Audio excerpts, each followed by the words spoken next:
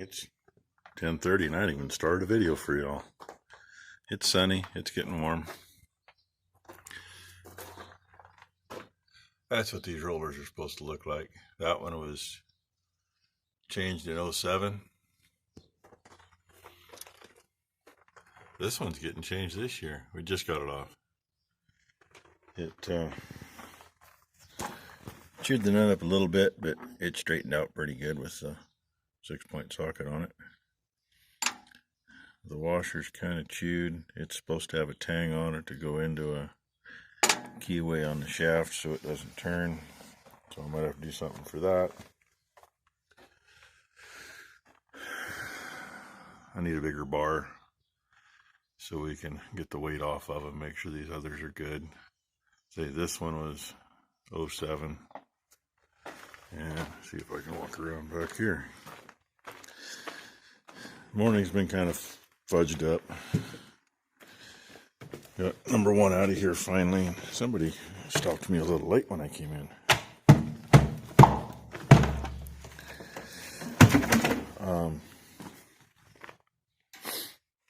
Yeah, the 135, both back tires were a little low. They got to a little too low. That one was new in 15.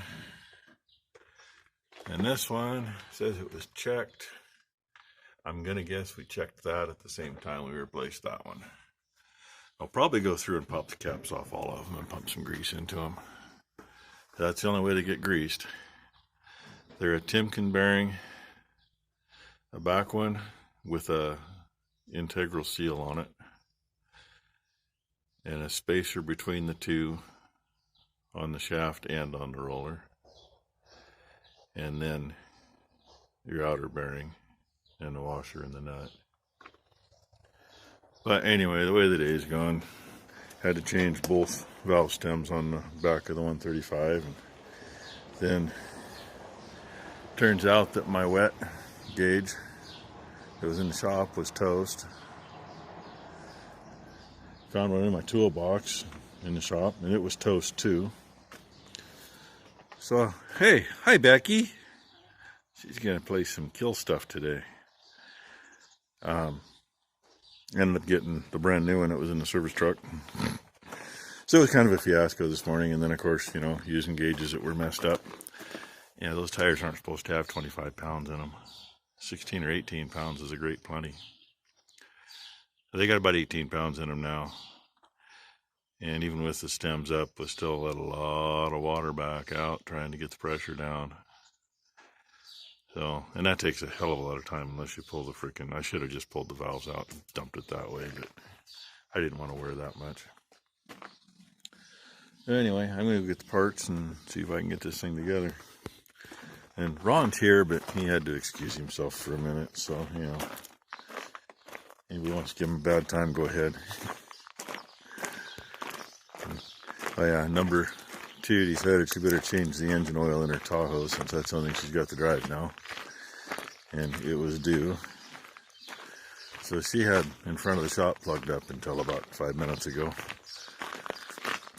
Which means I couldn't get in with the skid steer to try to set the head on. Or get in with the skid steer, excuse me, to try to put the cherry picker in there to set the head on with. So I hope we can get to that today, but I figured may as well get this on. The guys aren't going to be in at the Case IH dealership all day long. I'm waiting to hear that they got that cap in. Not holding my breath. But I'll show you what the bearings are. They got screwed up in this. Anybody want a cup of wet? Yeah, that one definitely blew. That one's a good one yet. And those just need new cores. This one has the seal mounted on it. And then spacer that really fits tight.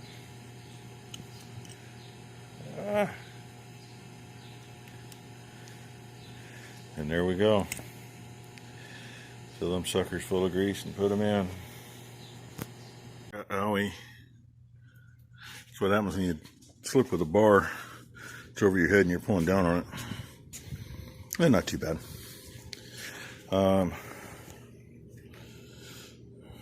There's the bearings out of the inside on the front one that we just got back together. Little rattler. This would be the front one on the other side. And it was the back one that completely fell apart on the left side. This is the front one off the right side. Doesn't it look good? It did the same thing. When I pulled it off, all the bearings fell out. I just came up with my hand full of shit like that. And look, I told you Ron was here. Yep, hello. So, I didn't want to, but I went ahead and ordered 3 of the washers at $22 a piece. Actually, no, I ordered 4 because we're going to have an extra bearing. And the way these are beat up, even though the washer's not toast, the nubbin on the inside of it is almost gone off the one we already did. Haven't cleaned this one up to find out how bad it is yet. So, hopefully it's not too bad. If not, it'll go in the bearing box with the other one and it'll go upstairs. But we're only going to have one of those boxes left when we're done. So I guess not too bad. And of course, everything comes out of Reno. Can't get it ordered today. Got to order it tomorrow. So the soonest we'll see it is Thursday. Of course, it wasn't any better when everything had to come out of Portland, because unless somebody went into Portland to pick it up, which they frowned on farmers going in there, but the dealers could go in.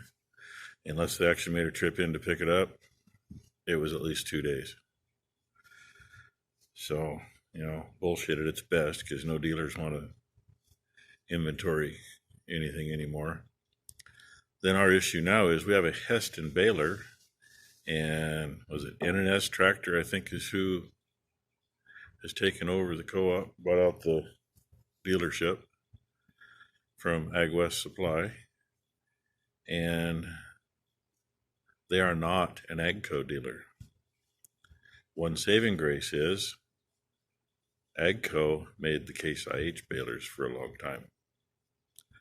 So there is a Case IH mate to the 4900 and the 4910 and I think like the 47, 55 or something, 3-foot bales. And so they will still have. We'll see how this one looks. How's this one look, Ron? Probably the best of the 3 so far. I'd reuse it. Oh, hell. That one looks pretty good. The one we just did is less than half that size. Yeah. Width-wise. From getting beat back and forth. Yep. I'd say reuse this one. We may put a new one in anyway. We'll see. Keep that one for a spare. Maybe use it for something else. I don't know. But anyway, there's little tricks to this. Regular Timken bearings. And that split ring right there is a spacer for in between them. And if I'm really tricky here,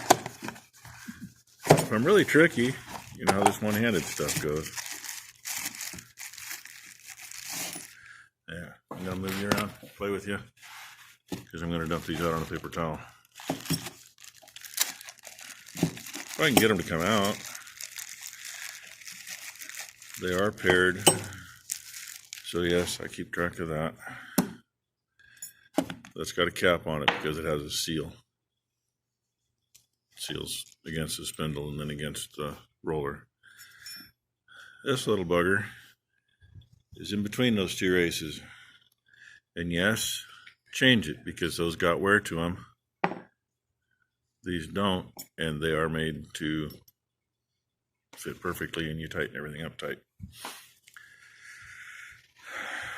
It probably took us half hour, 45 minutes to get the first one of those out.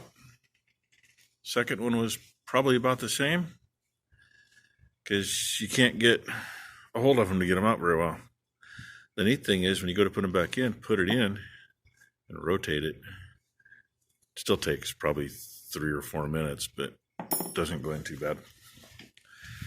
But now we got to clean up, and it's been a hell of a day on. It's already 4:15.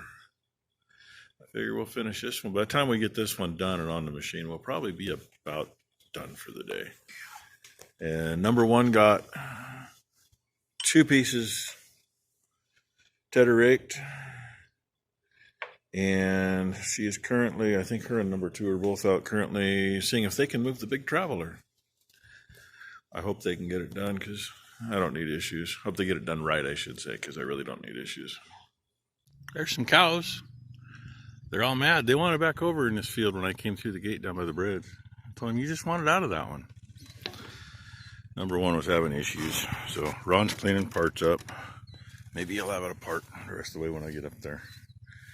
But she got it turned. Unfortunately, you can't. The way this is made, you either go off one side or the other, and we couldn't go from there to down there without moving it. So number one got it moved. The place she was having trouble with is she hasn't learned the secret to the clutch yet. To reel out, you take that off, put it back on the other way so it ain't touching, but it's got tension on it when you start, so I just reach up and spin the belt backwards a little bit, and once you see that turn, it's usually loose. She didn't know that. She does now, and she had to unhook the hose and put it back on, and it looks like it's going to stay hooked. This piece is kind of boogered up from old age and wear, and I welded a bunch, which doesn't leave too much places for the hooks to hit. And I'm going to get out of the way because she just hit the button on the pump. I wish the hose was laid different, but yeah. The time I got up here, she was halfway down the hill with the carriage, so I kind of relayed the hose a little bit, so hopefully it doesn't kink. And tomorrow, whenever this thing finally gets up, we're going to spin it around. We're going to aim for a tree down at the bottom of the hill. Yeah, probably aim closer to the left till we get there and then work around it. Water drops a lot when you got a couple of leaks, because the pump's been going for, well, now it's got enough pressure. There's enough head pressure on it, but it's been going a little bit. I told her we probably need to get the other traveler moved too, but ain't no sense in doing it today because I ain't gonna run while this one's still up here, I don't think. And yeah, leaky on the back side of that one. That means you gotta take the whole thing off the end of the pipe. But right here is why I stayed up here. Shift it around, put around any kinks, and it still has one. Go figure.